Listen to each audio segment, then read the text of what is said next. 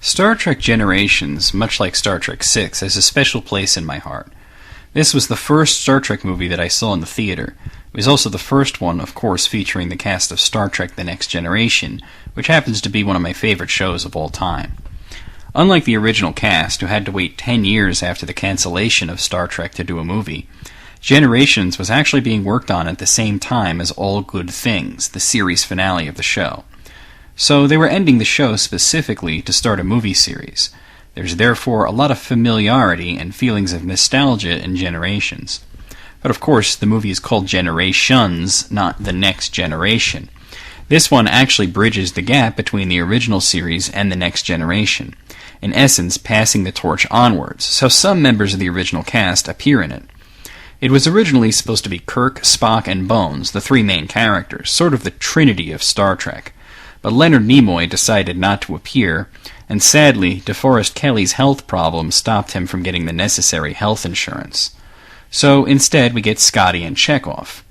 Of course, finding a way for Captain Kirk and Captain Picard to work together, you gotta have time travel, or some sort of variation on it, and let's face it, with Star Trek, time travel has been done a lot.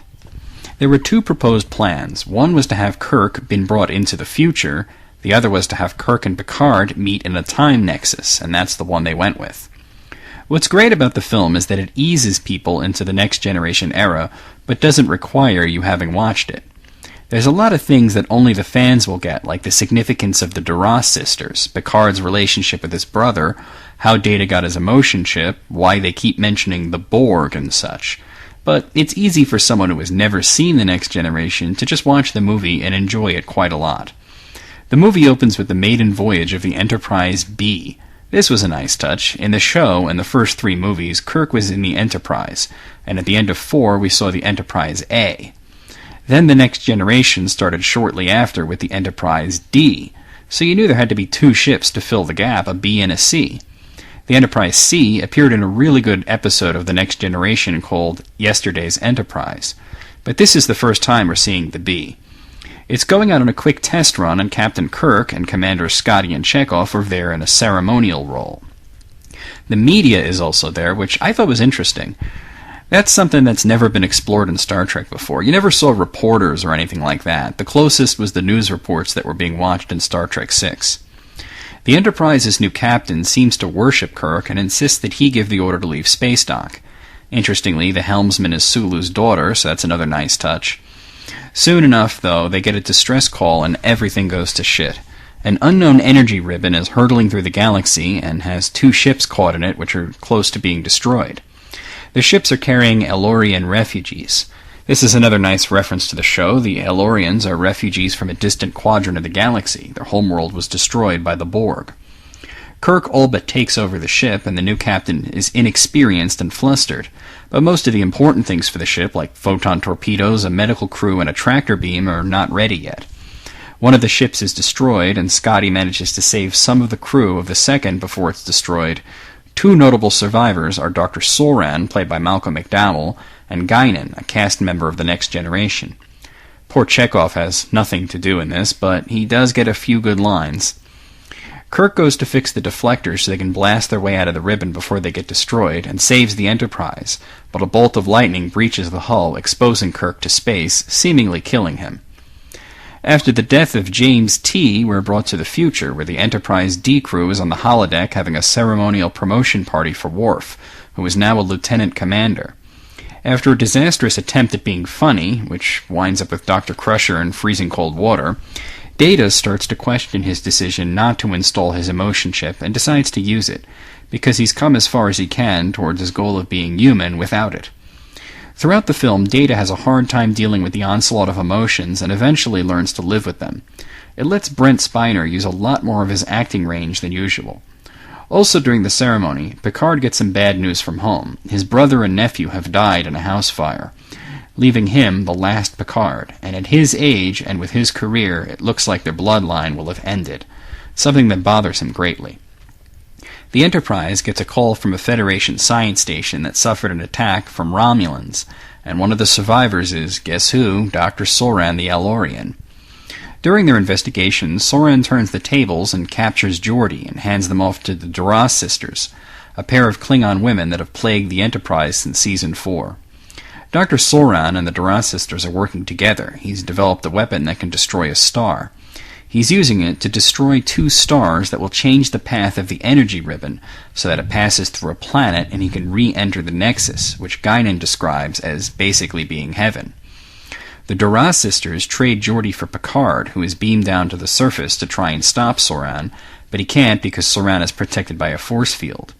Geordi's visor has been tampered with, and the Duras sisters use it to spy on engineering, finding out how the ship's shields work, which leads to a space battle that Commander Riker wins, killing the sisters, but the damage to the ship is so great that they separate the ship and the warp drive section explodes. The saucer section crashes into the planet. Meanwhile, Soran destroys the star, and him and Picard enter the Nexus, and a shockwave destroys the planet and the Enterprise.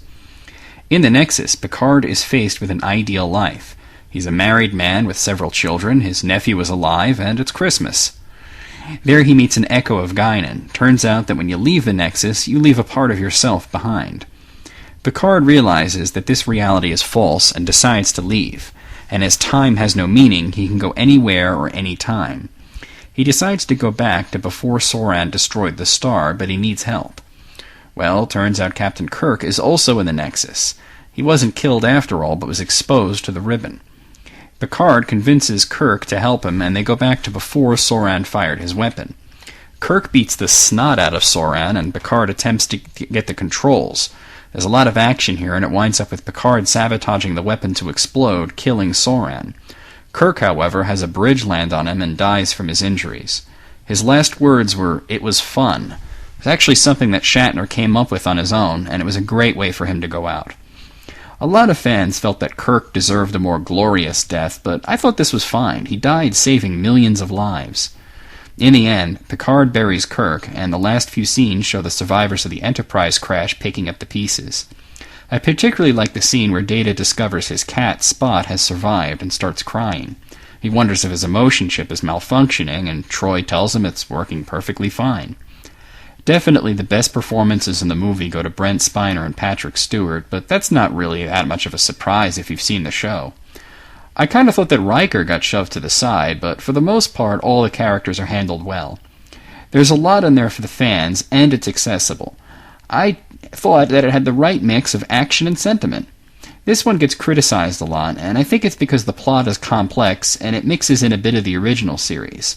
Fans of the original series, maybe they weren't satisfied with the relatively small role that Kirk plays, and maybe fans of the Next Generation were not satisfied with Kirk being there at all, but as a fan of both, this one was great.